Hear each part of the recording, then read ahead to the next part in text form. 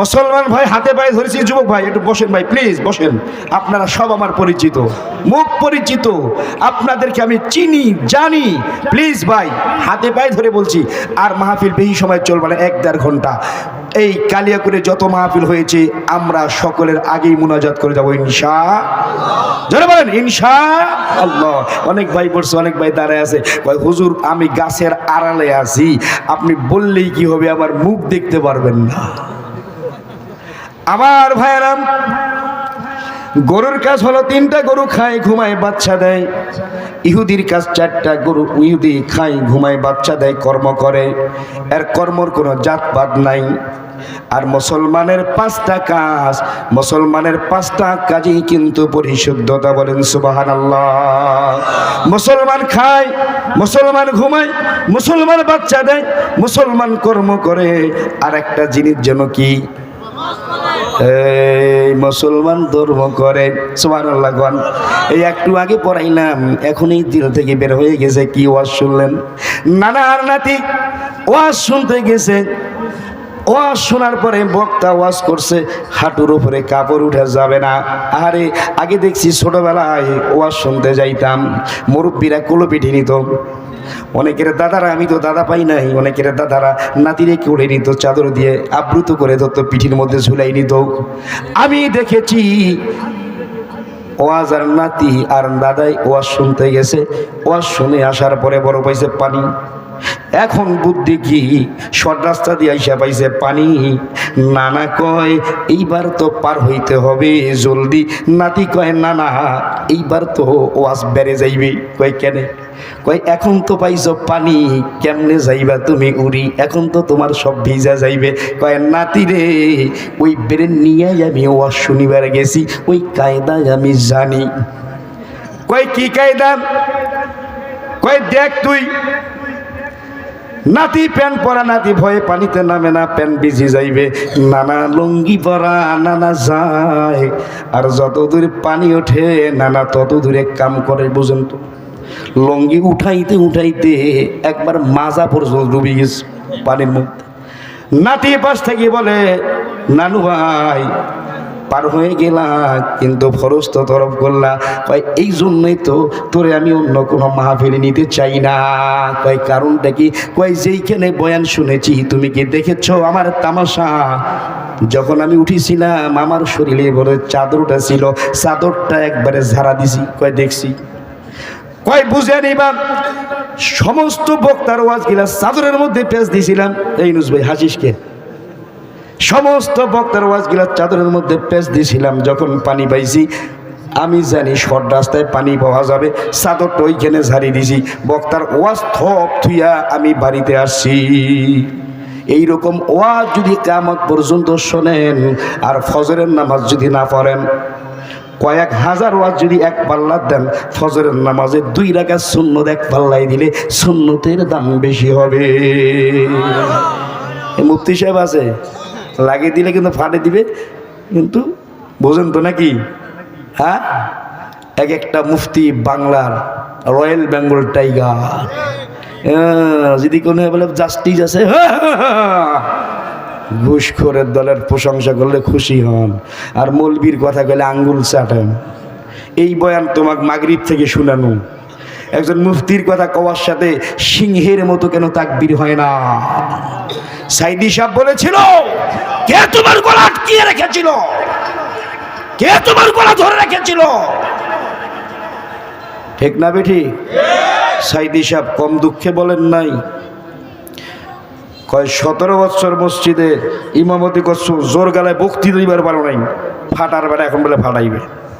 এই ফাটার বেটা, তুই যদি মসজিদের মধ্যে আল্লাহর কোরআনের কথাটা বলতে পারো, মসজিদের মধ্যে যদি রাসূলের বিধান পেশ করতে না পারো, কে তোমাকে ইমামতি করতে বলেছে?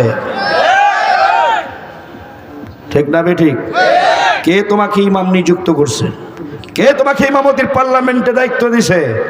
ইমামতির পার্লামেন্টের দায়িত্ব তোমার জন্য নয়। মসজিদের মেম্বারে বসে চামচামি করবা, এই চামচামি করার জন্য আল্লাহ তোমাকে মসজিদের মেম্বারে বসান নাই। ঠিক না বেঠিক? ওয়াজের মঞ্চে এসে তেলতেলা করে যাওয়া, এই তেলতেলার জন্য তোমাকে আনে নাই। আমাদের দ্বিতীয় বক্তা বলে গেছে, যেখানে নামাজের কথা আছে সেখানেই জিহাদের কথা আছে। নামাজের কথা বললে যদি আমরা জঙ্গি না হই, জিহাদের কথা বললে কেন জঙ্গি হব? যুবক কথা বলবেন না, কথা বলবেন না? তাকবীর নাই? ঘুমাইছেন? ঘুমাইছেন বাবা? আস্তে গুলো শুনে রে, ঘুমাইছেন তো? মাইকের এত টাকা দেওয়ার দরকার ছিল কি? মুখ দিয়ে ওয়াজ করতাম। আল্লাহু আকবার বলেন, আল্লাহু আকবার বলেন। একটি জিনিস আজীব, এইখানে আগে গান বাজনা হইতো, নাটক হইতো, ফাটক হইতো। আবুল সরকারের মতো ফাউল আল্লাহর কোরআন নিয়ে এসে আসছি। কি হুজুর তোমরা ওয়াজ করিবেন নাকি? কথা কন না, ওয়াজ করিবেন আইসো। সুবহানাল্লাহ কোন, আলহামদুলিল্লাহ কোন। যেইখানে ফটকা মার্কা ডিজে গান বাজত, সেখানে অন্যায়কে বিদায় দিয়ে ন্যায়ের ঝান্ডা তুলিয়ে দেওয়া হয়েছে, ন্যায়ের পক্ষে কথা বলা হইতেছে। এর চেয়ে আর আনন্দ কি হতে পারে? বাংলাদেশের মা বোনেরা জ্ঞান করো আর জ্ঞান, বর্তমান যুগে তোমার দাম কমিল কেন? বাংলাদেশের মা বোনেরা, বাংলাদেশের মা বোনেরা জ্ঞান করো আর জ্ঞান, বর্তমান যুগে তোমার দাম কমিল কেন?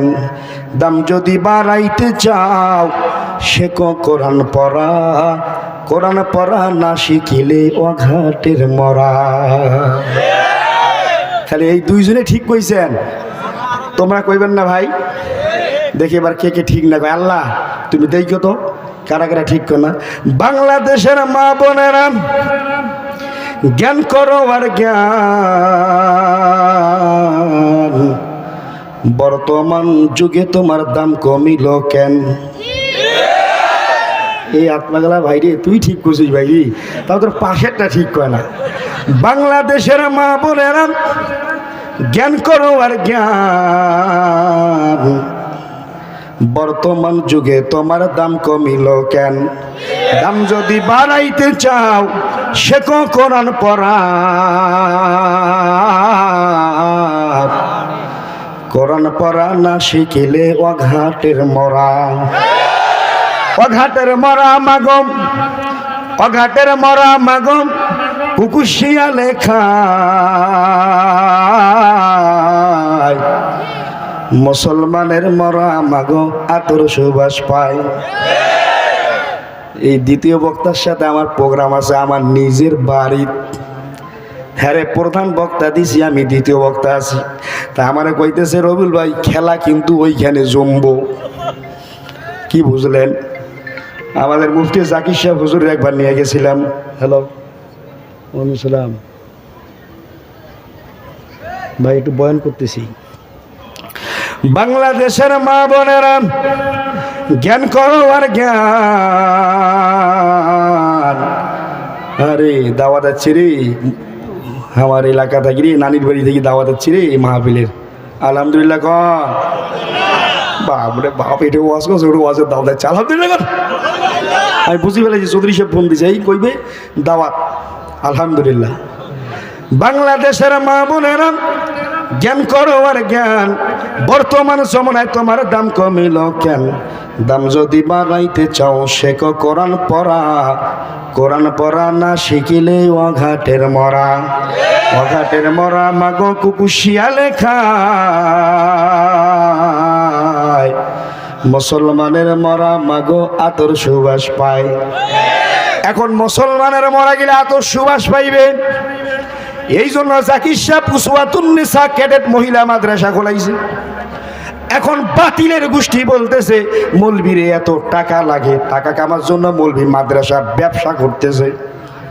এই যে ফাজিলের বাচ্চারা কবে ভালো হইবে আমি জানি না। এই জন্য জাকির সাহেবরে একদিন অনুরোধ করলাম, হুজুর আমার এলাকায় একটা বয়ান আছে, আপনারে আমি দাওয়াত দিব। আমারে বলতেছে, ভাই আমি যাব, টাকা জমা দিছি প্লেনে, এখন উঠতে পারতেছি না, হজে যাব, ওই সময় করোনা। আমি বললাম, হুজুর আপনি কি বলতে চাচ্ছেন খোলাখুলি বলেন। বলে, যদি দুই ভাইয়ে বক্তৃতা করতে যাই তাহলে প্লেন দিয়ে যাব। আমি বললাম, প্লেনের আপ ডাউন খরচা এই মরার অভিযোগ দিবে। আলহামদুলিল্লাহ কয় না? এ জাকির সাহেবের সম্পদের কাছে আমি মরা আইছে, হুজুর আইছে, আমার ওয়াজও গেছে। ওইরকম আলেম দেখলে ওয়াজ থাকে নাই, লাইন বাঁকা হয়ে গেল। তাকবীর দেন, লিল্লাহি তাকবীর। হুজুর না আসা পর্যন্ত আমি আপনাকে ধরি থেকে চাইছিলাম, তা আলহামদুলিল্লাহ অনেক লোক চলে গেছে, কিছুটা ধরি রেখেছি। হুজুরের আগে হয় নাকি আল্লাহ জানে। যাই হোক, হুজুরের সুরিত কণ্ঠে আমরা ওয়াজ শুনবো ইনশাআল্লাহ। নারায়ে তাকবীর, নারায়ে তাকবীর, নারায়ে তাকবীর। আল কোরআনের আলো ঘরে ঘরে জালো, মুফতি জাফর আহমদ হেলালির আগমন, মুফতি জাফর আহমদ হেলালির আগমন। নারায়ে